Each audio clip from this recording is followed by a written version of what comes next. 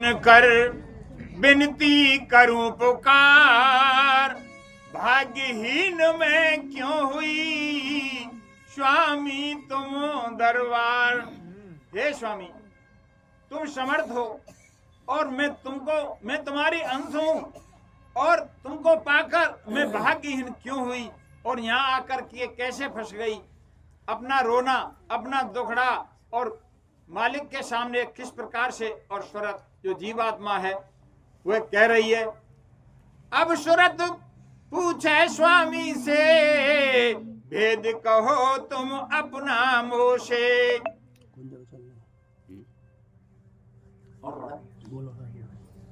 सूरत मन थाम अब घट में, पकड़ धुन ध्यान धरे गगना। सूरत मन थाम अब घट में, पकड़ धुन ध्यान धरे गगना। तो अपनी जो है रूह है, जिसको जीवात्मा कहते हैं, और अनेक नामों ने जिन महान पुरुषों ने अपने अनुभव से इनका रखा है। आत्मा कहो, रूह कहो, सूरत कहो, अनेक तरह के जो नाम दिए गए हैं, जो संज्ञा दी गई है, तो उनको ध्यान में रख करके और अपना जो रास्ता गया है गगन मंडल की तरफ, धीरे धीरे धीरे धीरे आगे कितने लोग परलोक पिंड मिलेंगे, ये सारे रचना तो सत्संग के माध्यम से गुरु महाराज ने समझाया कि सत्संग 4 प्रकार के होते हैं। एक तो आम सत्संग होता है, एक खास सत्संग होता है, एक निसत्संग होता है और एक सीने बसीने होता है। ये चारों सत्संगों में जो जीवात्मा का जो सफर है अपने निज घर जाने का, जिसका वर्णन हो, कहां कहां ये रुकावट आती है और कहां कहां के लोगों में ये फंस जाती है, और समर्थ गुरु शाम जब संग होंगे, जब निकाल करके ले जाएंगे। तो सबसे पहले हम यहाँ से हमारी जब श्वासें पूरी हो जाएं तो मत और लेखा जो को होता है। उसके बाद अगर कर्मों का हिसाब बराबर है तो अगर जीव की इतनी भी आस्था रह गई मोह घर की तरफ संसारी में, तो दोबारा जन्म लेना पड़ेगा। अगर वहां कोई मोह ममता नहीं है, तीनों गुण खत्म है और सब, तो गुरु महाराज जबरदस्ती नहीं कर सकते। तो उनकी दया का खेल है। जब पूरा विश्वास होगा और मालिक संग होंगे तो अपने आप स्वतः ही अपने निज घर की तरफ, मंजिल की तरफ और रूह चल देगी। आगे एक शक्ति लोक आएगा जो माया का लोक है। ये तो माया की छाया है। शक्ति लोक में गुरु महाराज समझाते हैं कि माँ स्त्रियां हैं और वे सोने की मुकुट पहनती हैं और इतनी शोभा, और माँ इतनी स्त्री सुंदर हैं कि मृत्यु लोक में उनकी उपमा देने लायक कोई चीज है ही नहीं।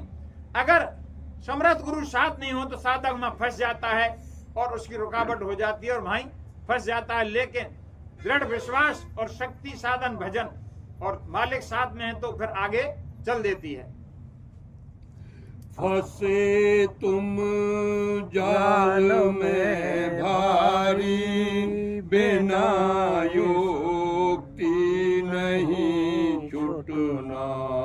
फंसे तुम जाल में भारी, बिना युक्ति नहीं छूटना। जब रचना में हमको यहाँ इस पिंड में बैठाया तो सबसे पहले 4 प्रकार के आवरण इस जीवात्मा पर मौजूद हैं। सबसे पहले और शब्द, स्पर्श, रूप और गंध का कपड़ा पहनाया गया, त्रिपुटी से पहनाया गया सबसे पहले। तो शब्द में जब वो शिकारी और पकड़ने के लिए जाता है तो बीना बजाता है और उसमें नाद में आकर के और फंस जाता है हिरण और शिकारी उसको पकड़ लेता है। दूसरा शब्द रूप, रूप के ऊपर पतंगा जो होता है और वह कुर्बान हो जाता है, दीपक के चारों ओर घूमता है और अंत में उसमें ही जल जाता है। रूप रस, रस में मछली मछली पकड़ने वाले और तार ले जाते हैं और उसमें रोटी का टुकड़ा या कोई मांस का टुकड़ा उसको पानी में फेंक देते हैं और मछली उसको खाती है और उसमें फंस जाती है। और गंध जो भंवरा होता है वह सुगंधी लेने जाता है बाग में और फूलों में घूमता रहता है और उसमें फूल में बैठ जाता है और जब सूर्य अस्त हो जाता है तो वो बंद हो जाता है, उसमें फंस जाता है। और स्पर्श का उदाहरण दिया है कि जब हाथी पकड़ने वाले और जंगल में जाते हैं और एक गड्ढा खोदते हैं और उसको पाट देते हैं और उस पर एक कागज की बड़ी हथनी बना देते हैं, उसका रूप बना देते हैं और जब हाथी काम में अंधा होकर उससे स्पर्श करता है तो हाथी उसमें मारा जाता है।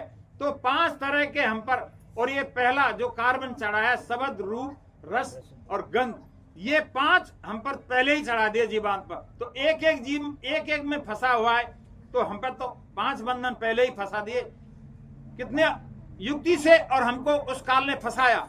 उसके बाद दूसरा जो है आवरण डाला है रूप, रस, गंध, स्पर्श, और दूसरा जो आवरण डाला है वह 9 तत्वों का है। रूप, रस, गंध, स्पर्श 5 तो ये, और 5 जो है मन, बुद्धि, चित्त और ये अहंकार, इनका 9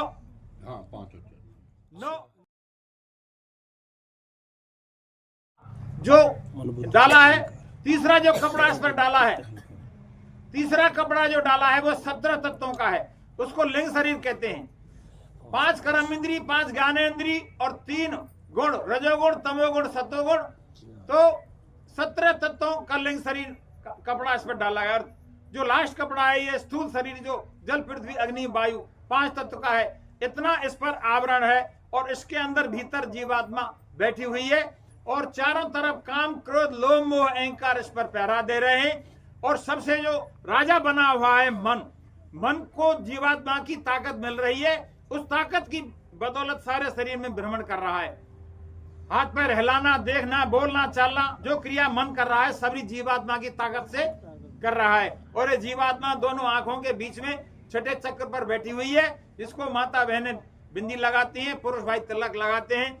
और इसकी सहेली हैं जीवात्मा की, वे अचेत अवस्था में जीवात्मा पड़ी हुई है और सहेली तो जब अपनी आवेश अवस्था में आ जाती है और जब ये सब आवरण हो जाते हैं, जब इसको चेत होता है और जब शब्द को सुनती है, जब होश में आकर के और जब अपने आवेश होश में आती हैं, तो ये रचना का खेल है। और संत महान पुरुष ने इनको अपने जो है अभ्यास से और जान करके और हमको सब रास्ता गुरु महाराज ने सत्संग के माध्यम से समझाया है। गुरु अब दया कर कहते मान ये बात चित धरना, भटक में क्यों उम्र खोते कहीं नहीं ठीक तुम लगना।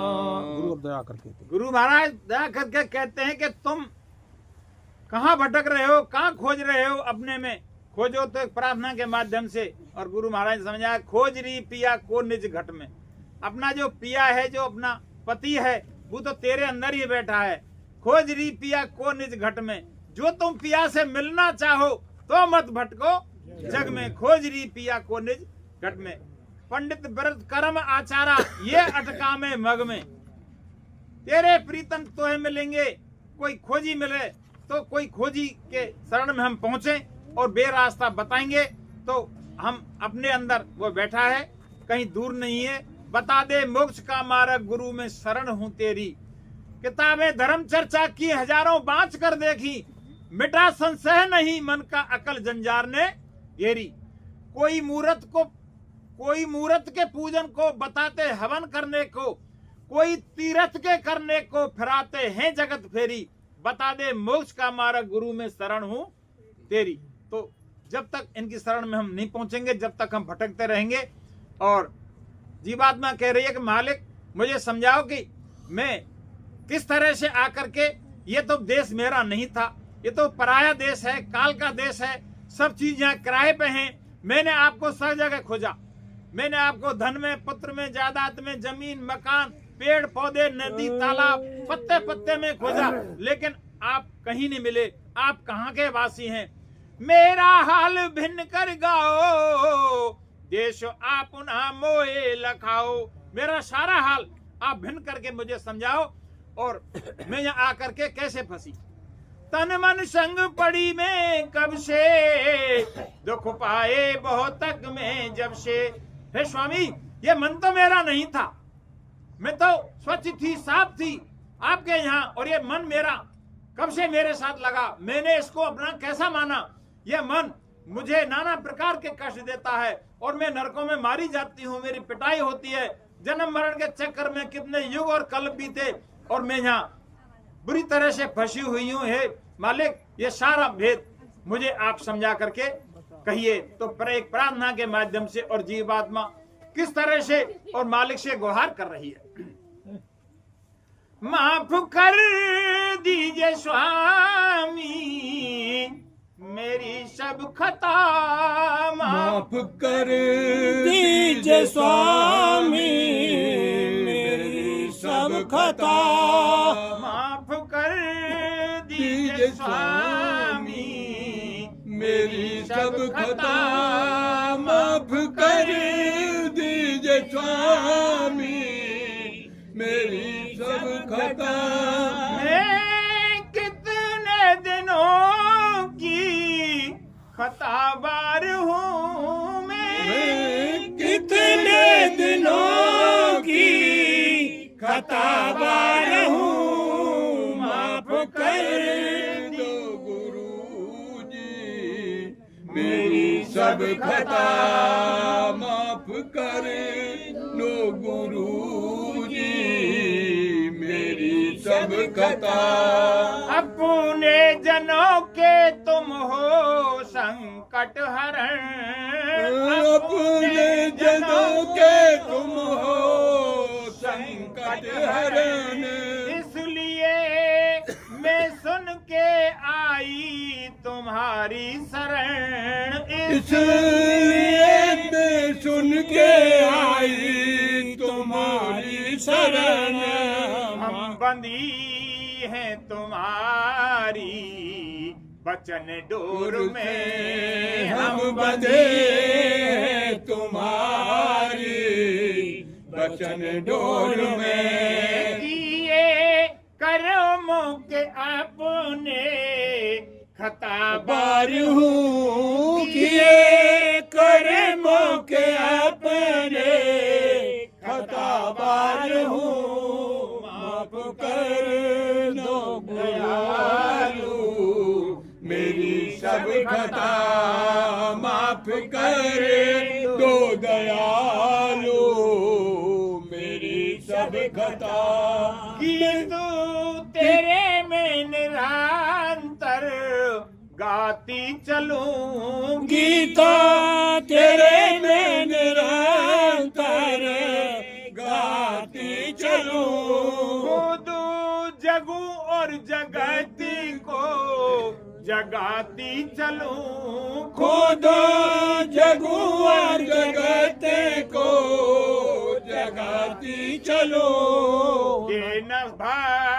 दे न सकती मुझे मैं तेरी भक्ति करूं, देना शक्ति तेरी मैं भक्ति करूं। किए कर्मों के अपने गुनाहगार हूँ, किए कर्मों के अपने गुनाहगार हूँ। माफ कर दो दयालु मेरी सब खता। माफ कर दो दयालु मेरी सब खता। मैं कितने दिनों की खतावार हूँ, मैं कितने दिनों की खतावार हूँ। माफ कर दो दयालु मेरी सब खता। यहाँ रहते हमको कितना समय यहाँ रहते रहते बीता हमको कितना समय। अब आए हो सतगुरु लेने हमें, अब आए हो सतगुरु लेने हमें। कर्ज के तो ना लिया और के तो ना दिया, कर्ज के तो ना लिया और कितना दिया। सब चुका दीजिए स्वामी गुनहगार हूँ, सब चुका दीजिए स्वामी मैं गुनहगार हूँ। माफ कर दो दयालु मेरी सब खता, माफ कर दो दयालु मेरी सब खता। मैं कितने दिनों की खतावार हूँ, मैं कितने दिनों की खतावार हूँ। माफ कर दो दयालु मेरी सब खता। इस तरह से और जीवात्मा गुहार करती है मालिक के चरणों में और कितनी विनती करती है, मैं दासी तुम चरण निहारे, वेद कहो तुम अपने सारे। हे स्वामी, मैं तुम्हारे चरणों की दासी हूँ, तुम्हारे चरणों की तरफ मेरा सारा आसरा है, सारा भेद और मुझे समझा कर कहिए और अपने घर अपने देश मुझे ले चलिए। बोलो बोलो जी। बसो तुम्हारे बसो तुम आए नैनन में सिमट कर एक यहाँ होना, दोई यहाँ दूर हो जाए। दृष्ट जाव जोत में धरना। बसो तुम आकर के मेरे नैनों में बस जाओ, मेरे हे श्याम जिस कहेगा माँ में मेरे नैनों में बस जाओ। हे मालिक, मेरे विरह में आप अपना दरस दीदार, अपनी दया की धार छोड़ दो, जिससे मैं तुम्हारे सिवा और कोई मेरी नजर ही नहीं आवे और मैं तुम्हारी स्थिति करती रहूं और अपने निज घर जाने की चेष्टा मेरे अंदर लगी रहे। पर ये कब होगा? जब हम इनको प्रसन्न कर लेंगे, और ये जब प्रसन्न हो जाएंगे तो ये तो प्रेम का रास्ता है। जब तक इनसे प्रेम नहीं होगा तो इनको किस तरह हम और अपने परिवार में जगह दें और किस तरह माने? एक प्रार्थना के माध्यम से। तुम्ही हो माता पिता, तुम्ही हो बंधु सखा, तुम्ही हो तुम्ही हो माता पिता, तुम्ही हो बंधु सखा, तुम्ही हो माता पिता, तुम्ही हो बंधु सखा, तुम्ही हो माता पिता, तुम्ही हो बंधु सखा, तुम्ही हो। जो खिल सके ना वो फूल हम हैं, तुम्हारे चरणों की धूल हम हैं। जो खिल सके ना वो फूल हम हैं, तुम्हारे चरणों की धूल हम हैं। जो खिल सके ना वो फूल हम हैं, तुम्हारे चरणों की धूल हम हैं। दया की दृष्टि सदा ही रखना, दया की दृष्टि बनाई रखना, तुम्ही हो बंधु सखा, तुम्ही हो, तुम्ही हो माता पिता, तुम्ही हो, तुम्ही हो बंधु सखा, तुम्ही हो, तुम्ही हो साथी, तुम्ही सहारे, कोई न अपना बिना तुम्हारे। तुम्ही हो साथी, तुम्ही सहारे, कोई न अपना सिवा तुम्हारे। तुम्ही हो नैया, तुम्ही खेवैया, तुम्ही हो नैया, तुम्ही खेवैया, तुम्ही हो बंधु सखा, तुम्ही हो, तुम्ही हो माता पिता, तुम्ही हो, तुम्ही हो बंधु सखा, तुम्ही हो। ना हमें बुद्धि ना हमें बल, हे नाथ केवल तेरा ही संभल। ना हमें बुद्धि ना हमें है दल, हे नाथ केवल तेरा ही संभल। तुम्ही उतारो, तुम्ही उतारो, तुम्ही उतारो, तुम्ही उतारो, तुम्ही हो बंधु सखा, तुम्ही हो, तुम्ही हो माता पिता, तुम्ही हो, तुम्ही हो बंधु सखा, तुम्ही हो। जब हमारे अंदर ऐसे भाव बन जाएंगे, अगली लाइन एक है सादे सब सदैव, सब सादे सब जाए, और जो कहीं सेव है मूल को तो फूल है फल है अंगाए। एकता पे जब तक नहीं आएंगे, द्वैत भाव जब तक रहेगा, जब तक हमारा काम बनने वाला नहीं है। एकता हमारे अंदर दृढ़ विश्वास कर लेंगे, जब हम अपनी मंजिल अपना रास्ता पकड़ लेंगे।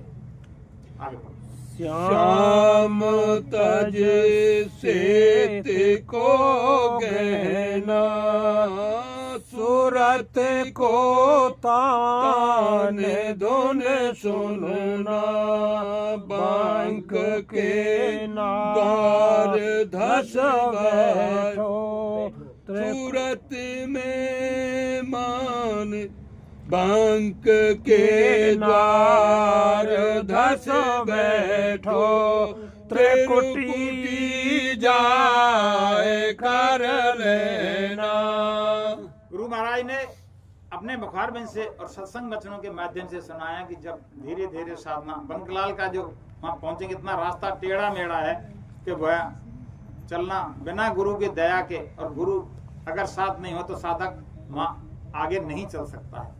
उससे आगे त्रिपुटी में जाकर के, तो वहां से, और ये सब हम पर आवरण जो चढ़े हैं, ये मन वहीं से साथ हमारे अंदर लगाया है। तो सूरत पूछती है ये मन कहाँ से लगा, तो ये त्रिकुटी धाम से हमारे साथ मन लगा है। तो ये तो आगे का बहुत रहस्य खेल है, और या की व्याख्या हम इतनी समर्थ नहीं है, नहीं कर सकते।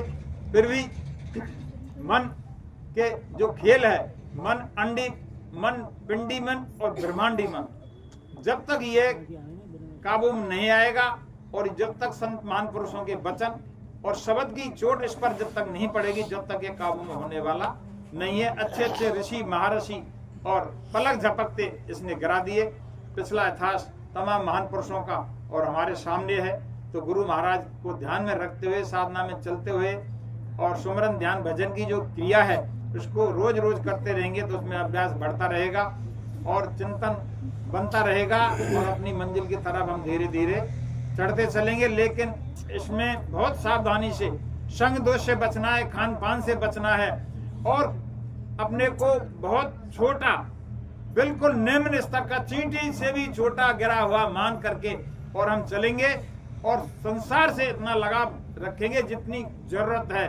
फालतू हम अगर किसी घर गृहस्थी और गलत के आचरण अगर नजर भी पड़ जाएगी, गलत पापाचारी दुराचारी, तो उसके कर्म भी हमारे ऊपर आ जाएंगे। निंदा सबसे, इसका पहला बचाव निंदा है। निंदा ना किसी की कहना, ना किसी की सुनना।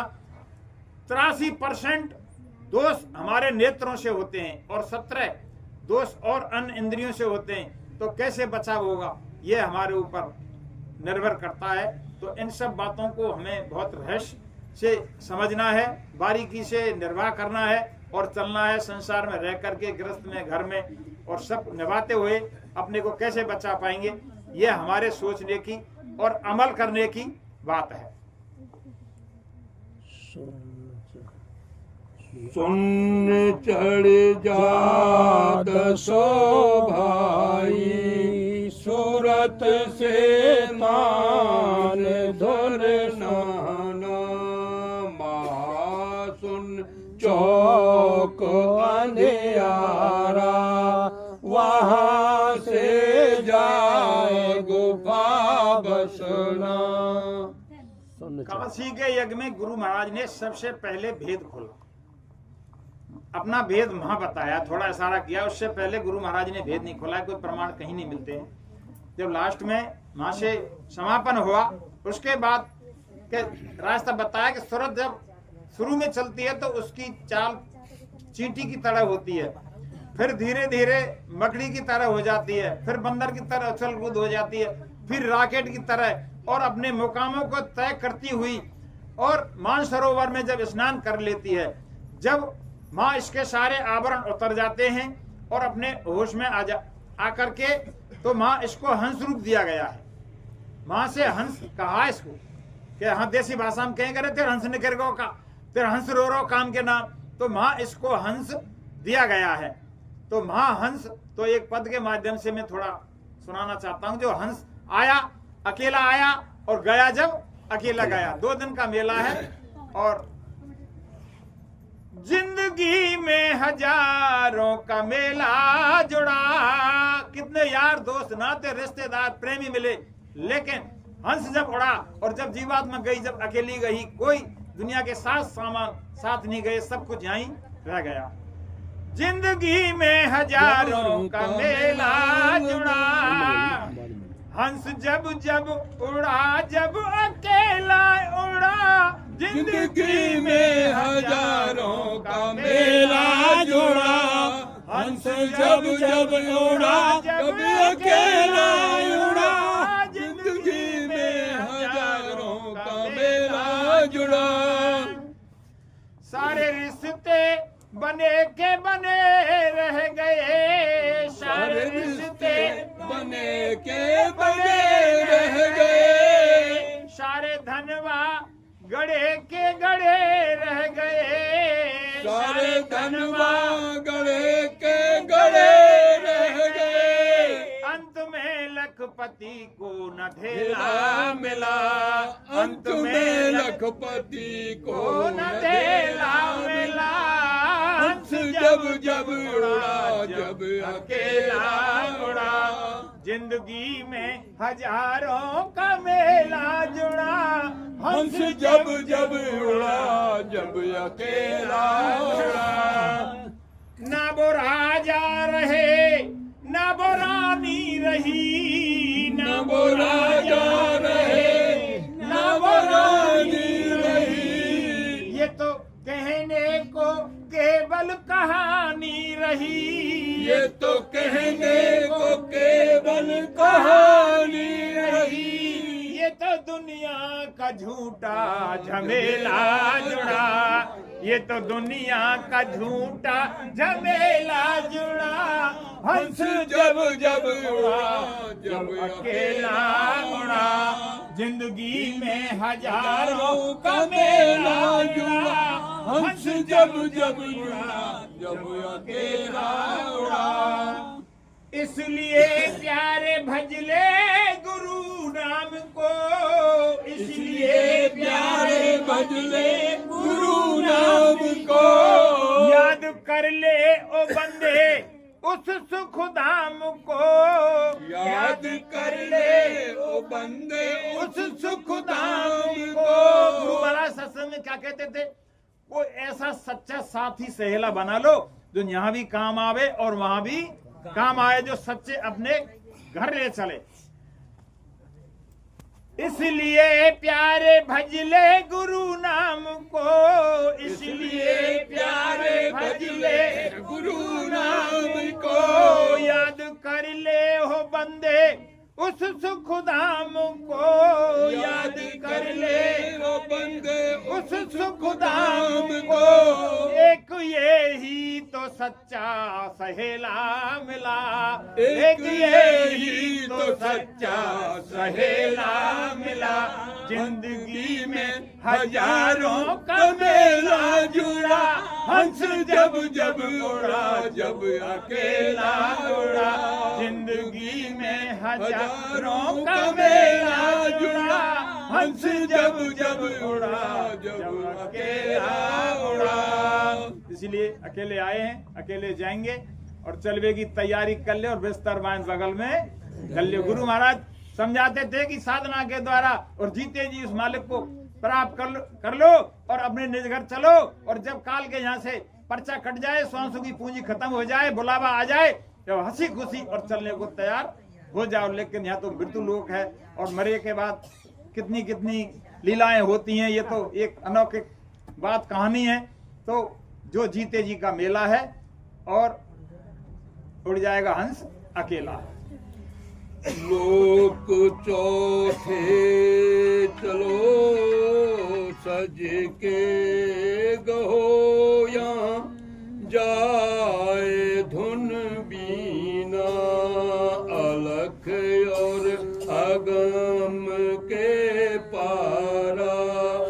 अजब एक महल दिखलाना, वहीं सतगुरु स्वामी से मिलना हुआ। मन आज अति मंगना। जब अपने घर और इन सारी मंजिलों को पार करते हुए जब हम पहुंचेंगे तो गुरु महाराज ने सूरत स्वामी संवाद में और मालिक ने समझाया है, जब सूरत पर दयाल होकर के अपनी जो रोआ दुखड़ा सब मालिक के सामने कहा तो हंसकर और बोलते हैं महापुरुष कि अब सूरत पूछे जो तू पूछे भेद हमारा, और सभी कहूं अब कर विस्तारा। हे सूरत, अगर तू सारा भेद जानती है, जानना चाहती है, तो मैं तुझे विस्तार से कहता हूं। दयाल होकर के इतना रो करके अपनी सारी बात और सूरत ने मालिक को सुनाई तो खुश होकर के दयाल होकर के अपनी दया की धार और किस तरह बरसाते हैं। तो जब हर्ष शब्द स्वामी बोले और सूरत कहूं अब सब कुछ खोले। जो तू पूछे भेद हमारा और सभी कहूं अब कर विस्तारा। जो तू सारा भेद जानना चाहती है तो मैं अब तुझे विस्तार से सुनाता हूं। मैं ही कहूं तो कहन में आवर, मेरा भेद कोई नहीं पावे। मैं ही कहूंगा तो ही कहन में आएगा, नहीं मेरा भेद कोई नहीं पा सकता। जब कोई था ही नहीं, पहले कोई रचना थी नहीं, तो कोई कैसे भेद को जानता और कैसे बताता। तो मालिक फरमाते हैं, पहले मैंने और अगम की रचना की, फिर अलग की रचना की, फिर सतलोक की। तो इन तीनों को मैंने रचा और इन तीनों में मेरा ही रूप है। यहां तक निजकर मुझको जानो और पूर्ण रूप मुझे पहचानो। इसमें सब में मेरा ही रूप है। जब सूरत और कोई साधक और सतलोक तक पहुंच जाता है तो उसको तो संत की उपाधि देते हैं, उसको कहते हैं संत।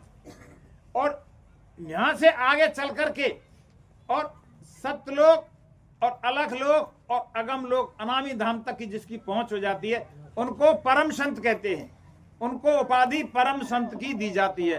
तो गुरु महाराज के हमारे अनामी धाम से आए, इसलिए परम संत की उपाधि इनको लिए दी गई है। और कहते हैं हम आए जिस देश से जहां तुम्हारो धाम, और तुमको घर पहुंचावना एक हमारा काम।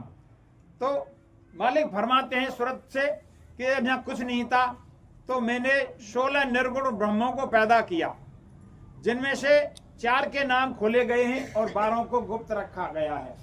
सबसे छोटे निरंजन थे और उन्होंने सबसे ज्यादा तपस्या की और तपस्या से खुश होकर के जब वे आए तो मैंने पूछा कि तुम क्या चाहते हो खुश होकर के, क्या आप जैसा यहाँ जो रचना है, एक छोटी सी रचना मुझे दे दो। तो मैंने एवं वस्तु करके ऐसा ही कहा। तो उन्होंने सब मसाला तैयार किया और पिंड को तैयार कर दिया, लेकिन उसमें जीवात्मा नहीं डाली। तो हलचल कैसे होगी जब माँ के पेट में और 5 महीना का 6 महीना का लोथड़ा तैयार हो जाता है, तो उसमें जीवात्मा बैठाई जाती है। उसमें सारे कर्म लिखे जाते हैं, प्रारब्ध कहते हैं। प्रारब्ध पहले बनी पीछे बन्यो शरीर, और चिंता मन की त्याग दे भजले श्री रघुवीर। तो वहां से प्रारब्ध जो है वहां लिखता है, उसको ना कोई घटा सकता है, ब्राह्म देना है, ना कोई मतलब घटा सकता है, ना कोई बढ़ा सकता है। जो हम कर्म कर रहे हैं ये तो क्रियामान संचित बन जाएंगे और ये फिर प्रारब्ध बन जाएंगे। तो ये तो कर्मों को बहुत बड़ा विस्तार है। तो वहां जाकर के फिर जब जीवात्मा को भेजा तुम्हारे लिए, महान पुरुष समझाते हैं कि तुम्हारे लिए कुछ भंडार दिया। जब तुमको एहसास हुआ तो आपने मना किया कि हम मालिक हम जाना नहीं चाहती हैं, लेकिन तुमको हमने जबरदस्ती और बाध्य करके यहाँ भेजा। फिर हमने वादा किया कि मालिक हम तुमको भेज तो रहे हैं हमको, लेकिन हम वापस अपने घर कैसे आएंगी, हम तुमसे कैसे मिलेंगी, अपने निज घर अपने निज देश कैसे आएंगी। तो मैंने कहा कि मैं समय समय पर संत भेजूंगा और वे रास्ता बताएंगे, और उनसे आप शरण में जा करके और साधना करके वापस मेरे घर को चली आना। तो वहां जब भेजा तो इस तरह से तुमको भेजा, और वहां से रचना आगे की हुई और सारा वेद, और तो ये मन वहां से और लगाया है त्रिपुटी से। तो अब प्रार्थना के माध्यम से और सूरत किस प्रकार से, जब ये सूरत कह रही है जब तुमको मालूम था कि वह काल का देश है और वहां तुमको बंधनों में बांधा जाएगा और इस तरह से मुसीबतें फंसाई जाएंगी, तो हमको तुमने यहाँ क्यों भेजा?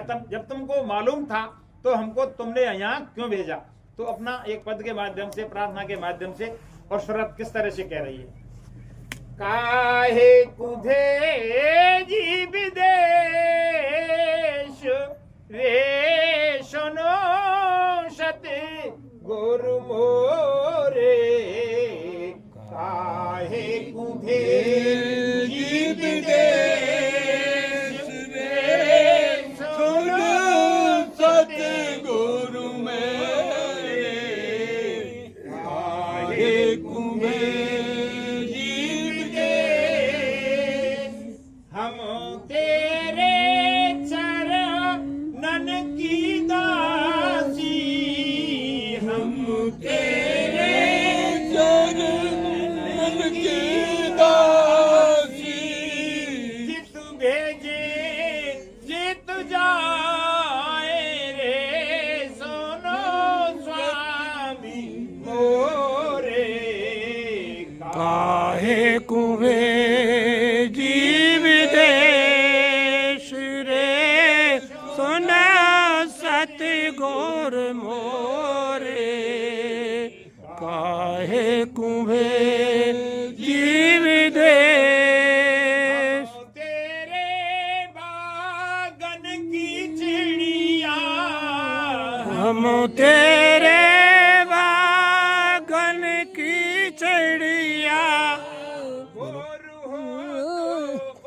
जाए रे सुना सतमी मोरे, काहे कुभे जीव देश रे सुना सतगुर मोरे, काहे कुभे जीव देश, हम तेरे खिर कन की गैया, हम तेरे खिर कन की गैया,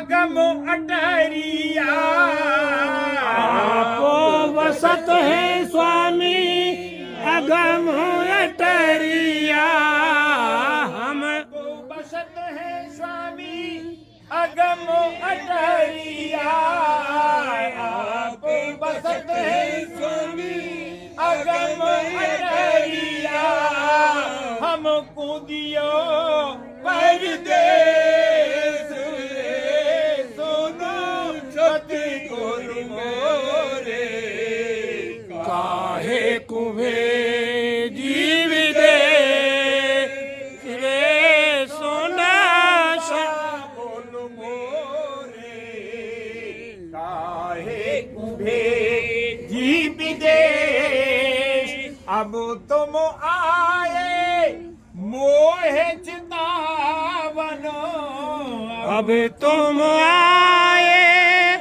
मोह चितावन अब तुम आए मोहे निभावन अब तुम आए मोहे निभावन भेद कहो सब खोल रे सोनो सतगुरु मोरे काहे कुभे जीव देश रे सोनो स्वामी मोरे काहे कुभे जीव देश रे सोनो बाबुल मोरे काहे कुभे जीव देश। ये तो दया के सागर हैं और सारा रास्ता बताया। और जब महान पुरुष आए मनुष्य रूपी पोल पर आते हैं और हमको निज घर जाने के लिए रास्ता बताते हैं और अपने निज घर का रास्ता भूल गए हैं। जो प्रकृति ने हमारे लिए सब कुछ धन धाम तैयार किया है, जिस तरह बच्चा होने से पहले और तुरंत ही माँ के स्तनों में दूध आ जाता है, सब व्यवस्था करता है वो परमपिता मालिक। इसी तरह से और सब व्यवस्था इस तरह से तो वो पहले से सब कुछ हमारे लिए देता है, इंतजाम करता है, लेकिन हम उस परमपिता मालिक को भूल चुके हैं। इन सब बातों की याद दिलाने के लिए महान पुरुष संत रूप में अवतार रूप में आते हैं और अपने निज घर समझा करके बुझा करके रास्ता बतला करके और अपने घर ले जाते हैं। तो एक पद के माध्यम